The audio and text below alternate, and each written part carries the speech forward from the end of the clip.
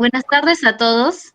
Antes que inicie la charla, mencionar que Nectus es una organización que tiene como objetivo difundir conocimientos y experiencias por profesionales especializados, de esa forma creando nexos con ustedes. Bueno, ahora, ingeniero Ángulo, antes que inicie su exposición, quisiéramos preguntarle que nos pueda decir, diré, una breve mención sobre lo que ha estado realizando. Quizás algunas investigaciones que nos pueda contar. Buenas tardes con todos, es un placer y realmente facilito a esta juventud tan activa, que es lo que necesitamos en el Perú. Y pues particularmente siempre estuve involucrado también, al igual que ustedes, de mi época universitaria, en centros federados, en actividades sociales, siempre en beneficio de todos, ¿no? Profesionalmente trabajé muy poco en empresa privada, 3, 4 años, en 2 empresas privadas, y de ahí he hecho jornada empresarial prácticamente desde muy temprana edad, y siempre vinculado a temas inicialmente de seguridad, y de ahí me involucré en temas de la parte ambiental a comienzo del 94 y a partir del 97 a full time, a tiempo completo, en todo lo que es desarrollo y promoción de instrumentos de monitoreo de contaminación atmosférica, de contaminación de partículas, meteorología, hidrología y una división de ciencias, o sea, siempre muy vinculado a lo que es la tecnología de avanzada.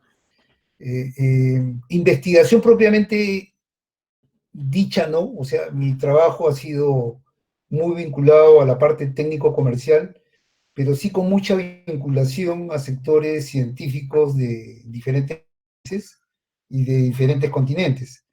Y producto de todo hemos podido tener un conjunto de marcas en las cuales trabajamos para el Perú y en algunos casos para la parte regional, con algunos países como Colombia, Ecuador, Bolivia, incluyendo Chile, y estamos pues con un conjunto de más o menos un equipo de 40 personas que van de formuladores, comerciales, gente de servicio, postventa, instalación, desarrollo de metodologías y todo ese soporte de lo que denominamos un back office que apoya todo este tipo de actividades, ¿no? Estamos muy vinculados a la industria minera, a la industria petrolera, de gas, universidades, organismos controladores, llámese OEFA, CENAMI, Ministerio de Salud, IGP, o sea, trabajamos mayormente con casi todo, digamos, el espectro del mercado peruano, y todos estos años, que ya tenemos 23 años en el mercado, pues nos ha permitido acumular experiencia propia y experiencia externa. Y es lo que denominamos transferencia de tecnología, ¿no? ¿Alguna Bueno, eh, adicional o estaría bien ahí?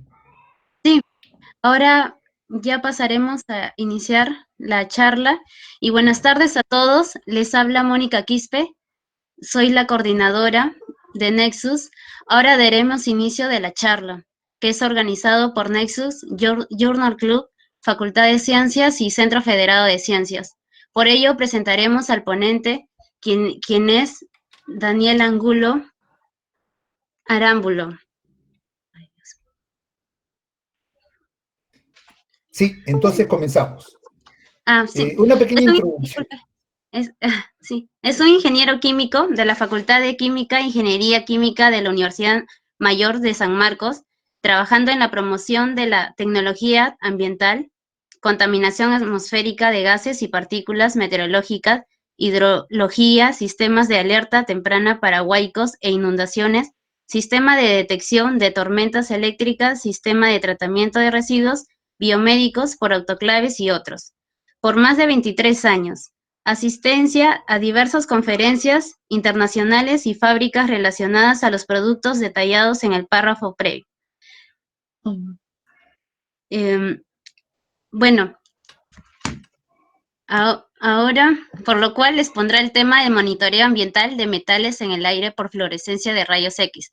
Con esto daremos el pase al ponente a mencionar antes que las preguntas que deseen hacerle al ponente lo podrán escribir en el chat en el transcurso de la charla y serán contestadas al finalizar su exposición. Puede iniciar su exposición, ingeniero Daniel Angulo. Muchas gracias, Mónica. Buenas tardes a todos. Reitero, para mí es un gran placer estar compartiendo con ustedes esta presentación.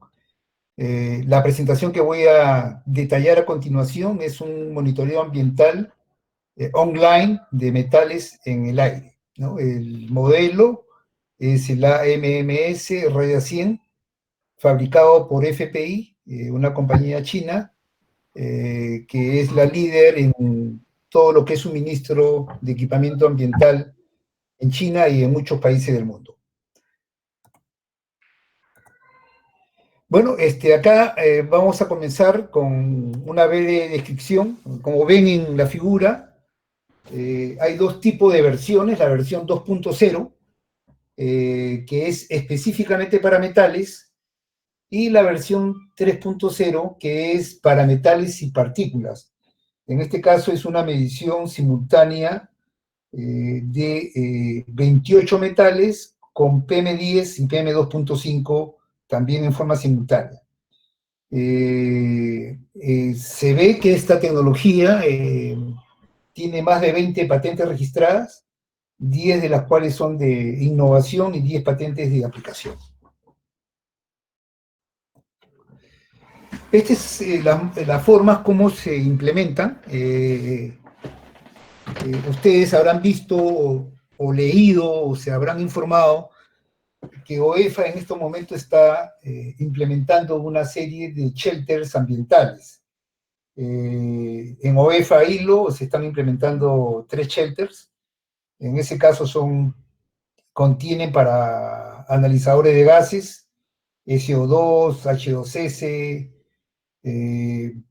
NOx, monóxido de carbono, ozono, PM10, PM2.5, mercurio, estación meteorológica, y todo eso transmitido en tiempo real. Sin embargo, a propuesta nuestra, en esas casetas que son, en este caso, de 5 metros de longitud por 2,5 metros de ancho, se ha dejado espacio para futuro poder implementar o colocar equipamiento nuevo que está saliendo al mercado, para nosotros está saliendo al mercado, aunque ya llevan varios años usándose específicamente en China, para que pueda incorporarse, sean expansibles y puedan considerar esta tecnología. Lo que estamos viendo en esta lámina es, en el lado izquierdo, una versión 2.0, que se puede colocar también en una unidad móvil. En este caso es una van, pues, de cualquier marca que sea, que tenga respaldo del distribuidor de este tipo de van. Puede ser Peugeot, Mercedes-Benz, bueno, la marca que se desee, y una configuración típica de cómo se implementa en la forma interna, ¿no? O también puede ser doble gabinete. En esta figura se ve con 4 analizadores de gases, con su calibrador de gases y generador de ozono, ¿no? Cumple con el método USEPA, el IO raya 3.3. Esa norma también está considerada en la norma técnica peruana, en la parte ambiental, y es uno de los pocos instrumentos en el mundo que cumple con esta norma en específico. El muestreo se hace con material particulado, con menor de 10 micras, y puede ser recolectado en filtros de teflón, ¿no? A través de un muestreador dicotómico. Dicotómico porque permite monitorear simultáneamente PM10 y PM2.5. El análisis se puede determinar trazas de elemento, y cuando hablo trazas de elemento es concentraciones muy bajas, utilizando el espectrómetro de fluorescencia de rayos X de energía dispersiva. Esta característica o esta tecnología es muy positiva, muy, digamos, con bastante ventaja porque es una tecnología no destructiva, o sea, no hay que, es una muestra que utiliza reactivos químicos que después se tiene que botar ese desecho químico en recipientes especiales. Esto es sin reactivos, solamente algo físico, como vamos a ver a continuación. ¿Cuáles son las principales características y cómo se ha estado monitoreando y haciendo medición de metales en el aire? En el Perú, fundamentalmente, uno de los principales, de las principales preocupaciones es el plomo. Sabemos que en Oroya tenemos una gran fuente de contaminación de plomo, ya ha tenido un impacto muy fuerte, y en otro sitio es el mercurio, y así, variando de la zona, van a ver, digamos, en sitios donde hay fundición, siempre hay la preocupación de qué es lo que se está arrojando al aire y si es que está dentro de los límites permisibles de acuerdo a las normas internacionales y de acuerdo a la norma peruana. Entonces, el método tradicional, el método estándar, el principio es, ustedes han visto o han escuchado o han leído acerca del highball. El highball es un muestreador de alto volumen que utiliza un filtro de cuarzo,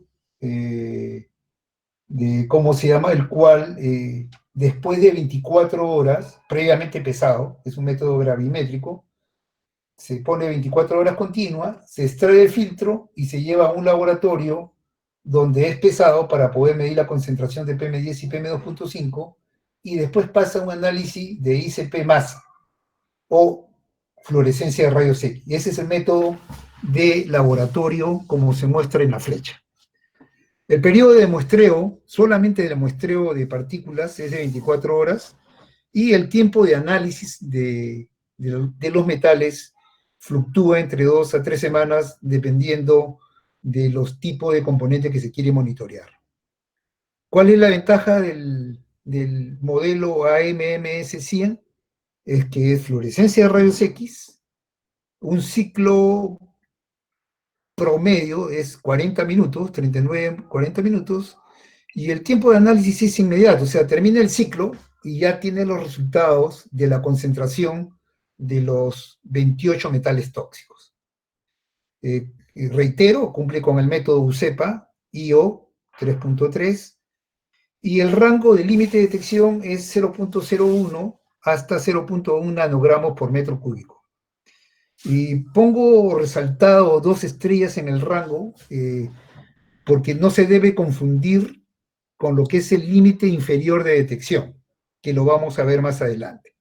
¿Ya? Simplemente es para saber en qué, digamos, en qué cobertura se puede trabajar sin que necesariamente el límite inferior coincida con el límite de detección. Estas mediciones, si son asociadas a condiciones meteorológicas, llámese dirección, velocidad del viento, presión barométrica, etcétera, temperatura, humedad relativa, van a hacer posible el rastreo de fuentes de partículas.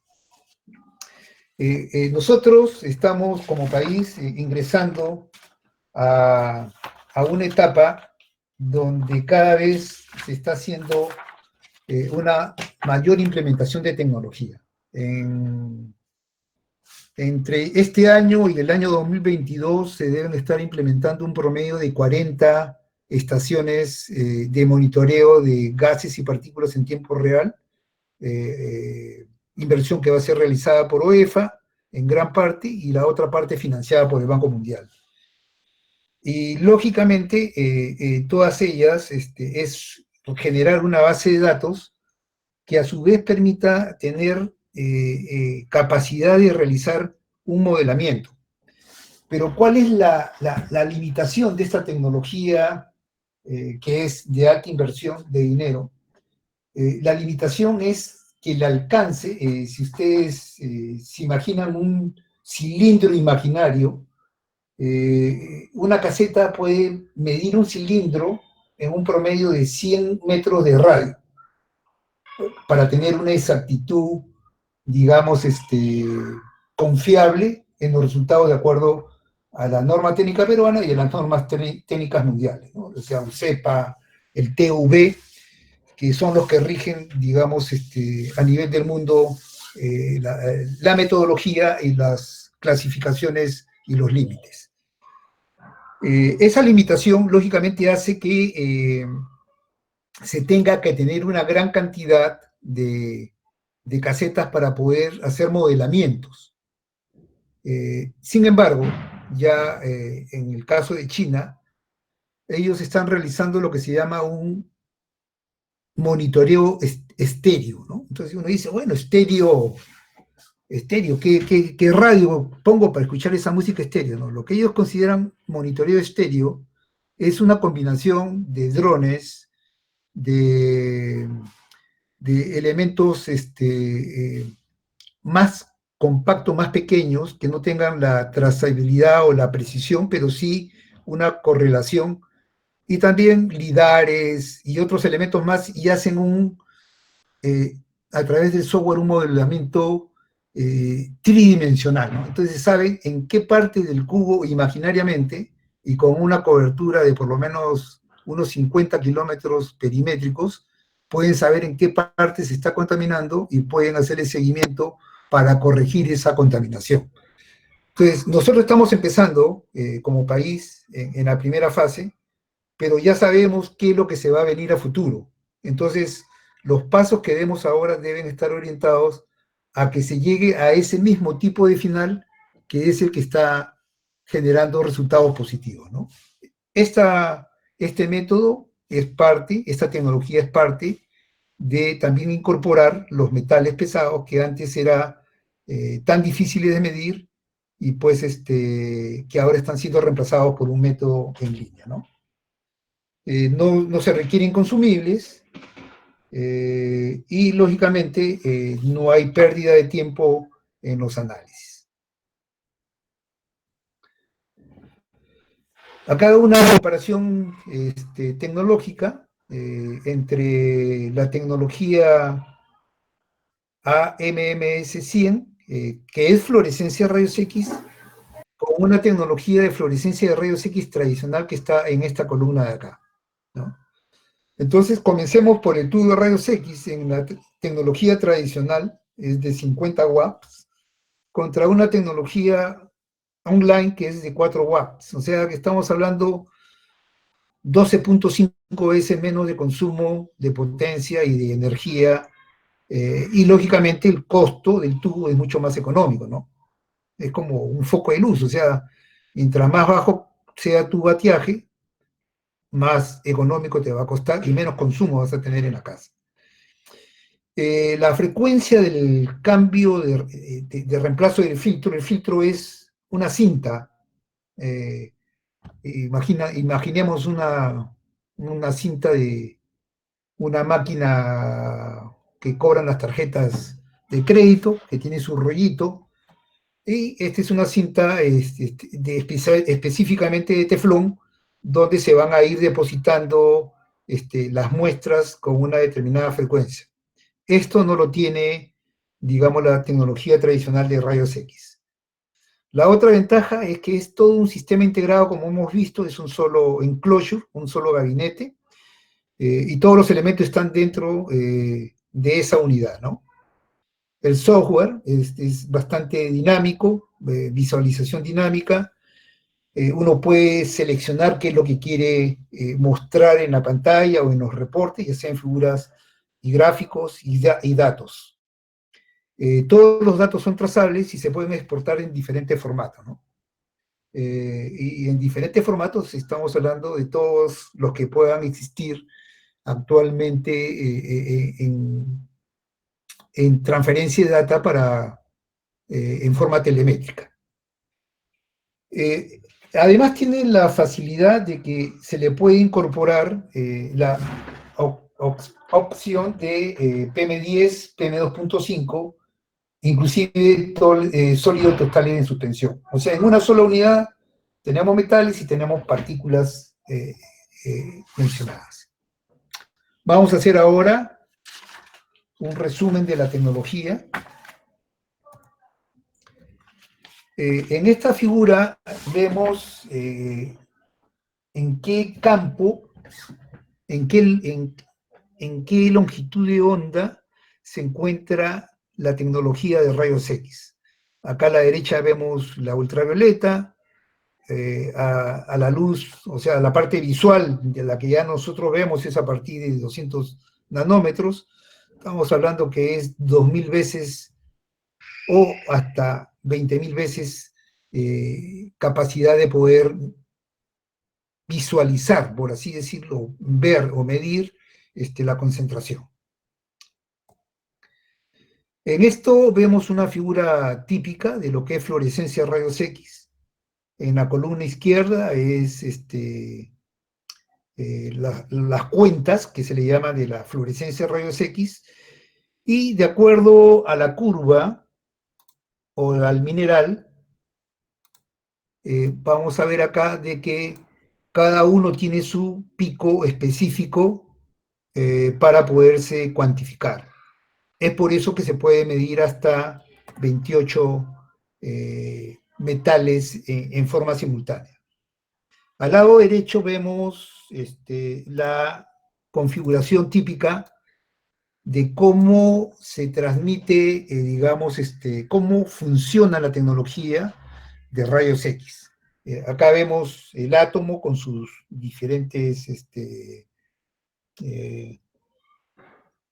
componentes, y vemos que, como me lo explicó un doctor esta mañana, un doctor en física que trabaja con nosotros, para no hacernos tantas bolas, me dijo, más fácil de explicar este tema es, de los que juegan billar o han jugado billar, pensemos que este es la bola blanca, este es el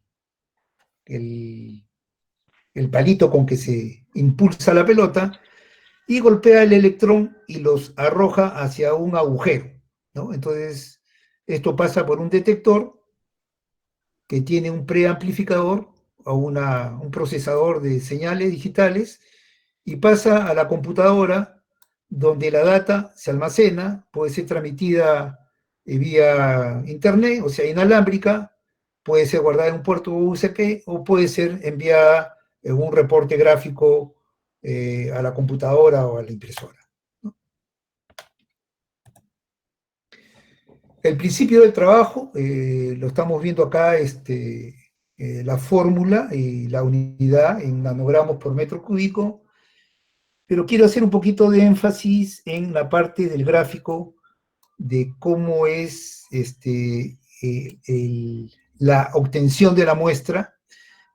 Las líneas azul es la línea de la cinta del filtro, que es de teflón. Acá se va enrollando, acá tiene el elemento por donde se va desplazando, y en la parte inferior vemos que hay una bomba de vacío y su respectivo controlador de flujo, donde se recomienda que se trabaje de acuerdo a normas internacionales a 16.7 litros por minuto.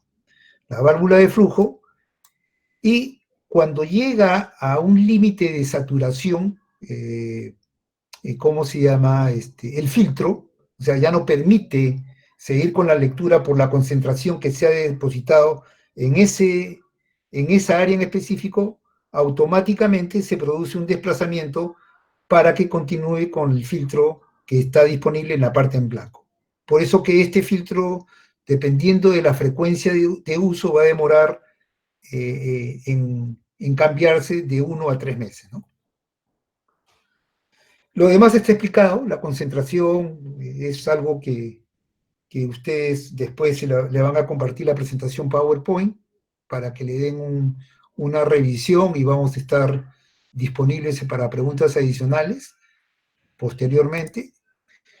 Y acá vemos, cuando hablamos del filtro, vemos acá cómo se van depositando las concentraciones de las muestras sólidas que contienen los metales y las partículas PM10, PM2.5.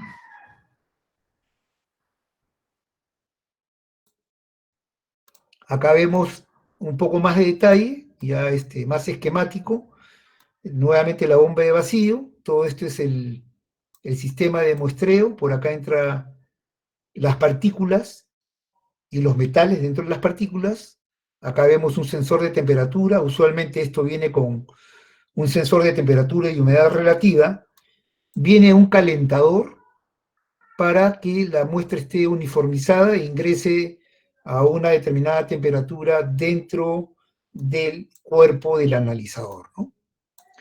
Este es el sistema de desplazamiento de cinta y acá está la parte de control.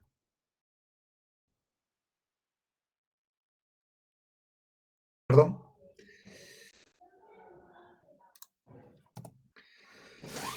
Entramos a la parte del software. Este es un software amigable. Vamos a darle también un zoom a la pantalla. Y acá vemos los elementos que reportan y las concentraciones en nanogramos por metro cúbico en cada caso.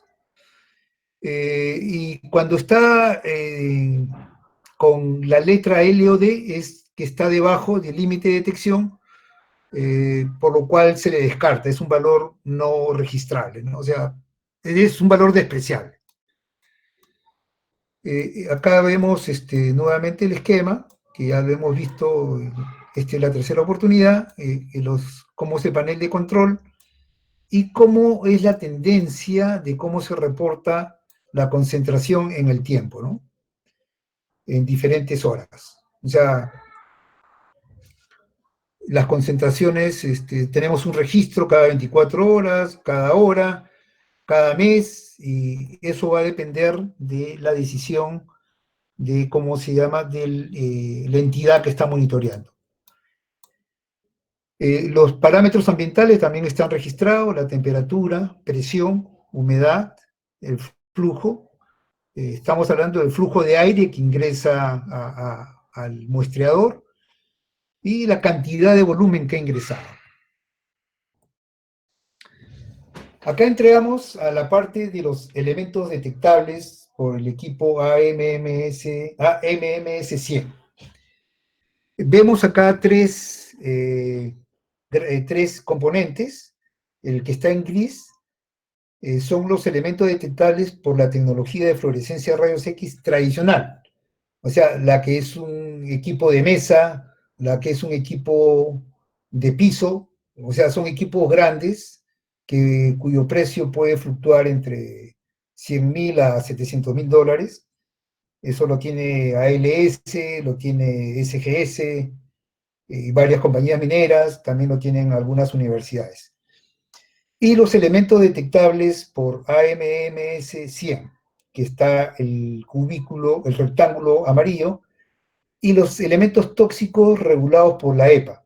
Entonces vemos que en el AMMS-100, digamos, prácticamente barre con todos los elementos tóxicos regulados por la EPA, ¿no?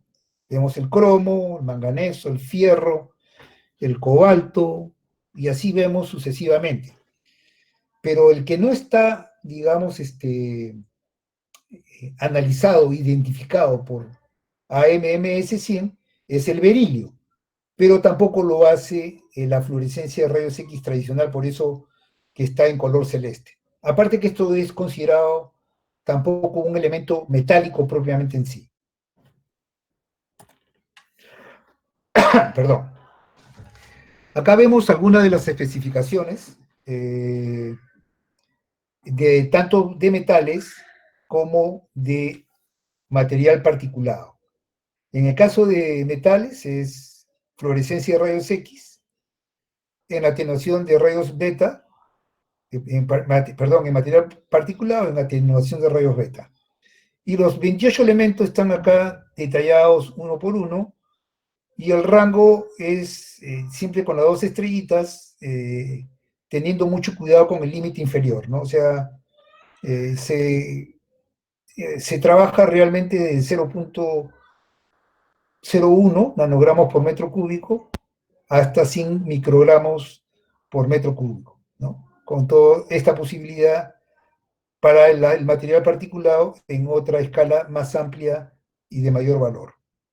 Los límites de detección, ya lo hemos dicho, está basado en este caso en un muestreo continuo de 2 horas con un flujo constante de 16.7 litros por minuto.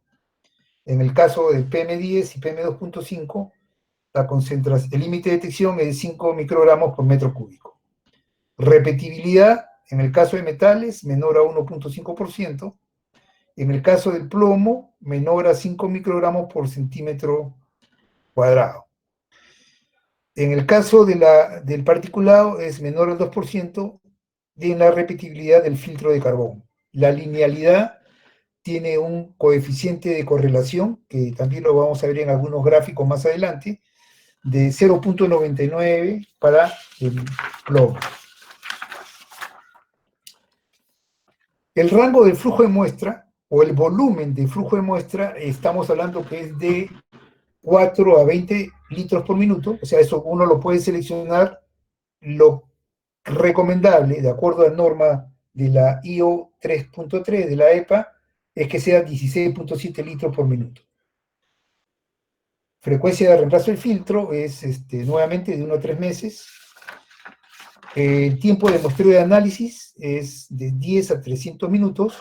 Se recomienda trabajar no menos de 40 minutos para que sea una medición, digamos, con mejor resolución, repetibilidad y precisión. El peso es bastante bajo, 40 kilogramos. Y nos vamos a ver algunos reportes de pruebas, ¿no? Acá vemos un gabinete ya del equipo. Siempre hay el temor de, hoy es un equipo de fluorescencia rayos X, me va a afectar la salud. Y esto es lo que siempre debemos tener una información bastante valiosa, ¿no? Los valores que estamos viendo es cuando uno está a una distancia de 5 centímetros del gabinete. O sea, esto es para un operador que enciende y apaga el equipo, pero usualmente, como es una operación online en tiempo real, está funcionando sin presencia de operador. Entonces, realmente no hay ningún tipo de impacto. La unidad de medida es 2.5 microgray por hora a una distancia de 5 centímetros del gabinete. Si uno está a 30 centímetros, es como si estuviera en cualquier ambiente normal, en una clase universitaria, etcétera, etcétera, ¿no? Entonces, no es de gran impacto, ¿no? Algunas recomendaciones es, cuando ya esté encendido el equipo, no abrir el gabinete. Eso sí podría impactar en la salud de las personas. Y si se tiene que hacer mantenimiento, lo recomendable, lo exigible, es que eso lo haga un especialista de fábrica o especialista de la compañía que lo ha suministrado, porque son los que saben manejar las fuentes radioactivas. En este caso, por más que sea de 4 watts, pues siempre hay que saberla manipular, ¿no? Acá vamos a ver algunos límites de detección.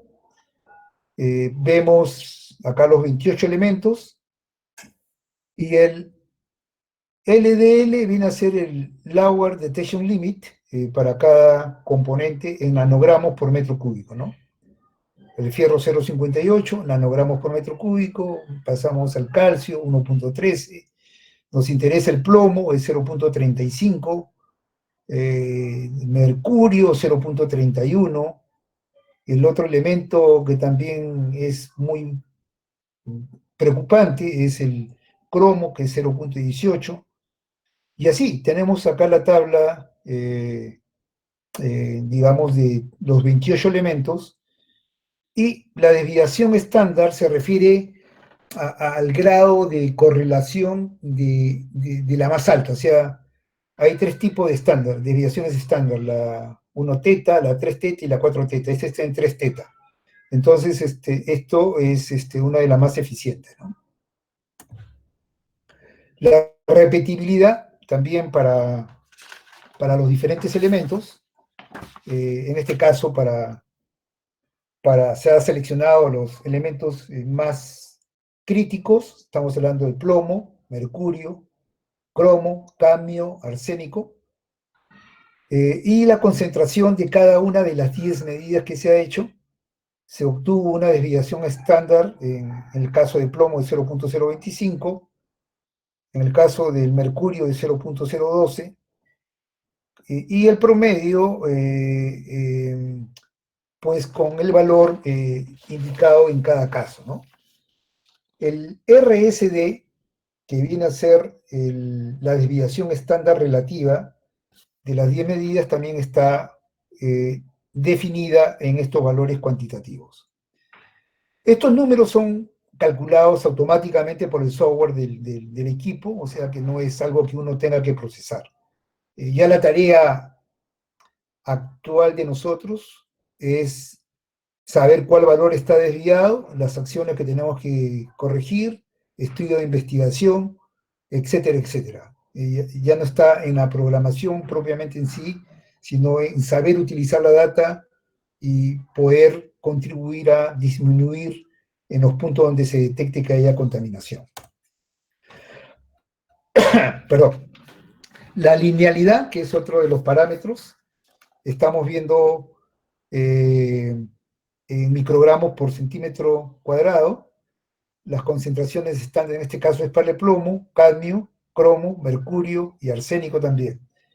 Y lo que nos debe, digamos, generar la mayor curiosidad es en el R cuadrado, que es el valor que representa lo más, digamos, el mayor acercamiento al valor real que se está midiendo en ese momento. Y vemos que en casi todos los casos tenemos el 0.99 de correlación hasta 99.9. O sea, 3 dígitos con 9 es un valor muy, muy confiable.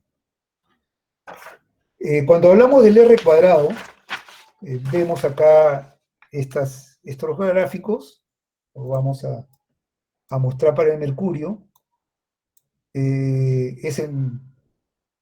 Vemos acá la curva lineal, si vale el término, con el método estándar comparado contra el método del AMMS100. O sea, comparando las dos metodologías, vemos pues que la correlación es muy, muy, muy cercana, ¿no? Lo mismo para el arsénico, el método estándar y el método de fluorescencia de rayos X. Lo mismo para el plomo, acá vemos los 3 decimales con .999, lo mismo para el cadmio, 999, y para el cromo, 998.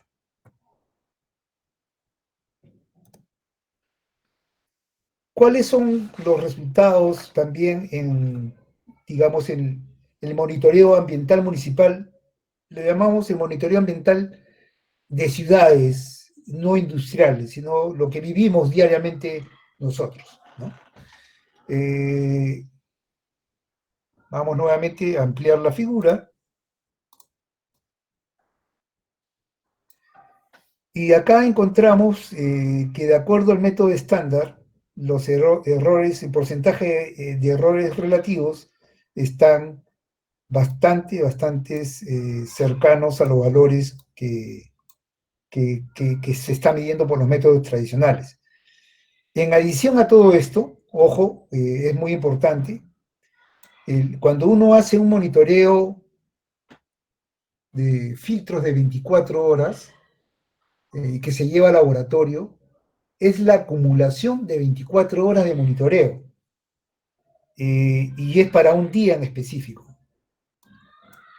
Acá cuando estamos hablando de este tipo de monitoreo, con el AMMS100, es un monitoreo online que se hace el resultado se obtiene cada hora. O sea que en 24 horas yo ya tengo un resultado. Y acá se están comparando, ¿no? 5 resultados de 5 días diferentes con el método estándar comparado contra 5 días diferentes de 24 muestras cada uno con el resultado de la MMS 100. Y encontramos pues que el monitoreo ambiental o el monitoreo de ciudades, la correlación está bastante buena, ¿no? Sobre todo en el plomo, más que en el fierro, aunque en las ciudades no tenemos problemas de fierro, más sería el problema de plomo. Acá vemos ya en la parte industrial, en la parte minera, la correlación, aplicando el mismo concepto que hemos hablado previamente, la correlación o el factor para el plomo, digamos, en una fundición, en una mina, digamos, en una planta termoeléctrica que funciona con combustible o con gas, lo que sea, pero igual es una termoeléctrica, los factores de correlación tanto para el plomo, potasio, calcio y arsénico están con valores bastante buenos, ¿no? Bueno, esto es el término de la presentación. Vamos a pasar a la etapa de consultas, así que estoy Sí, a su disposición. exacto. Muchas gracias. Bueno, ahora pasaremos a la ronda de preguntas. Si alguien desea hacerlo, pueden escribirlo por el chat o prender su micrófono también. Bueno, vamos a leer porque también acá hayan colocado sus preguntas. Pero, ya. La primera pregunta, ingeniero, es, ¿puede haber fallos en la dinámica del filtro? ¿Esto puede ser solucionado rápidamente en campo o se necesita un mantenimiento? ¿A qué se refiere por tallos? O sea, ¿una planta? Fallos, fallos. Ah, Puede haber un fallo, ajá, en la... fallas, ya. A ver, dentro del paquete de suministro de este tipo de tecnología, ya se está adicionando un sistema de monitoreo remoto de diagnóstico de fallas. Eso quiere decir que las primeras alarmas que puedan surgir van a surgir de ese software disponible y van a alertar tanto al usuario como al especialista de servicio de ese producto para poder diagnosticar por qué se ha producido la falla. Y si es necesario hacer una intervención presencial o si se puede corregir con el software. Hay un término que se llama MTBF, que es Millions Time Before Failure, es la cantidad de veces que puede fallar un equipo, cuál es la probabilidad que falle un equipo en ese parámetro, en ese factor, y digamos, es una falla en 2 años, o sea, se puede producir una falla en ese periodo de tiempo, es posible, ¿no? Pero como se está haciendo mantenimiento preventivo de fábrica, o sea, me refiero por especialista de fábrica, cada 6 meses o cada 12 meses, con eso se va, digamos, a reducir la posibilidad de que se pare el equipo por alguna falla. Ahora, el equipo se puede reparar en el sitio de uso, o sea, no hay limitación en esa parte. Y si es una falla más grave que requiere trasladarse al centro de servicio, bueno, se tendrá que trasladar de acuerdo al procedimiento establecido para este tipo de equipamiento, ¿no? Entiendo. Ya. La siguiente pregunta para ustedes, ¿cuál es el porcentaje de error al momento de la medición?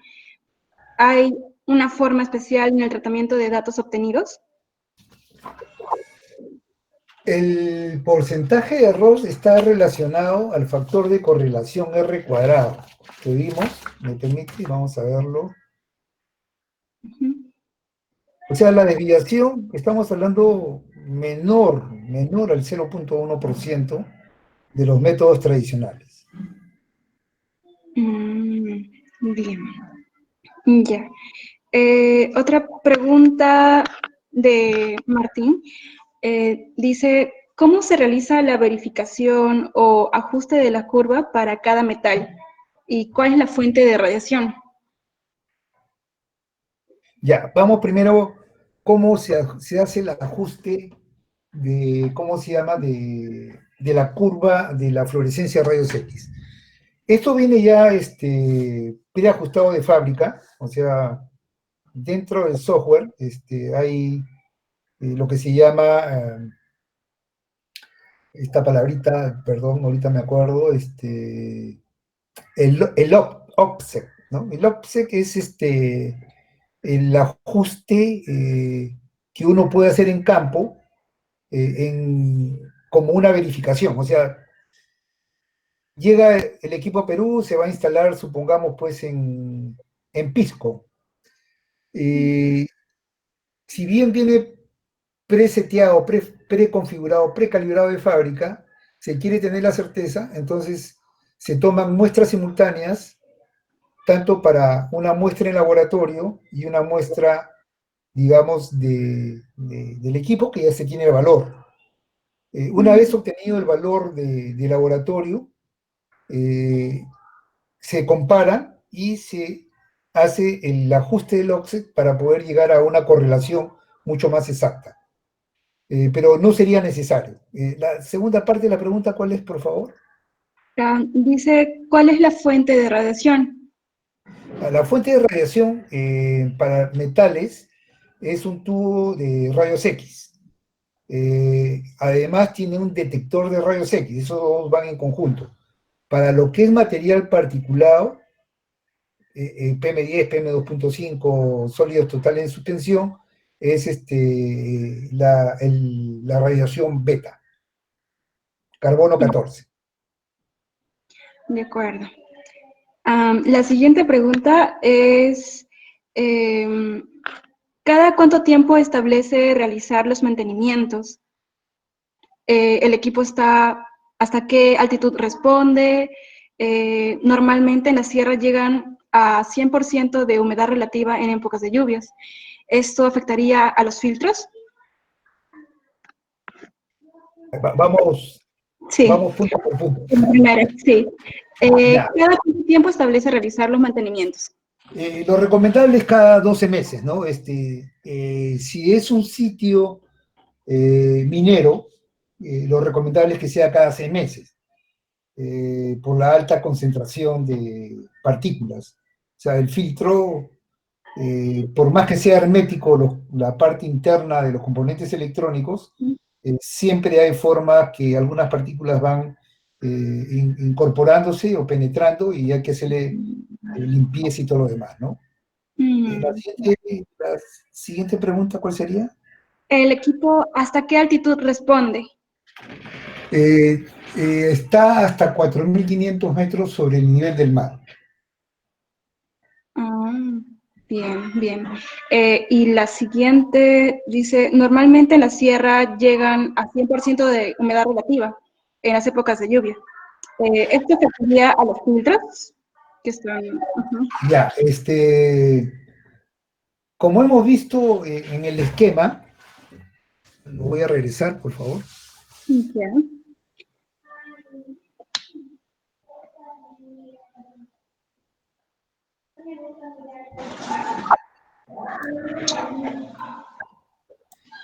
Acá vemos que hay un calentador. ¿Ok? Este calentador, o sea, la muestra ingresa por la parte superior, por el cabezal, pasa por el tubo de muestreo. Acá hay un medidor de temperatura y humedad relativa. El calentador elimina esa humedad y pasa al filtro donde ya es medido, digamos, con una muestra seca. O sea, no afecta, digamos, ni el filtro, independientemente de la concentración de humedad o del porcentaje de humedad relativa que existe en el entorno. De acuerdo. Bien, gracias. Hay otras preguntas más de Sebastián. Dice, ¿qué tanta acogida ha tenido el equipo AMMS-100 en las empresas? Y si usted considera que existe algún inconveniente en su manipulación. Bueno, este es un producto que en Sudamérica no hay ninguno. O sea, es un producto que recién estamos promocionando. En China, en la India, en Tailandia, por lo menos ya hay más de 100 equipos funcionando de este tipo de tecnología. O sea, lo que estamos haciendo es presentar un producto a futuro, o sea, de qué es lo que se va a venir. Hay mucho interés por parte de entidades de fiscalización del gobierno y como ya manifesté, esto está ya dentro de la norma peruana, que es la IO raya 3.3, y en un futuro, o sea, ¿qué es lo que pasa con las normas peruanas? Cuando recién se implementan, viene la parte de reglamentación, que usualmente demora entre 2 o 3 años, que le dan el plazo a las empresas, entidades, a, a implementarse, ¿no? Porque esta es una inversión en un CAPEX o activo fijo. Entonces no van a hacer una inversión ya inmediatamente. Estos no son equipos que valgan pues $10.000, $15.000. Esto puede estar costando $150.000, $160.000. Entonces le dan ese rango de tiempo para que se pueda adecuar a la regulación. O sea, dentro de 2 o 3 años, este artículo o este producto sí va a ser visible en muchos lugares. Donde le estamos viendo que va a tener las primeras aplicaciones son en las universidades que están más vinculadas o están situadas cercanos a un centro minero, ¿no? Llámese Arequipa, Cusco, Moquegua, ¿no? Donde han mostrado bastante interés en esta tecnología. Ya, con mucha razón. La siguiente pregunta es, bueno, dice, ¿cuál es la fuente de radiación? Se refiere a qué componente emite el principio de rayos X, sea el caso de equipos de difracción, se utiliza rodio. En el caso de este equipo, ¿qué tipo de elemento emite la radiación para la detección de metales? A ver, la fluorescencia de rayos X en sí ya es la tecnología. El tubo detector, el tubo de rayos X en sí puede ser fabricado de diferentes materiales, ¿no? O sea, eso va a ser en función del tipo de aplicación, donde ya sea difracción o fluorescencia, va a depender mucho en la composición. Pero lo que sí entrega son los gaudios, que son los rayos X cuantificados en esa unidad de medida. El nivel es tan bajo, 4 watts de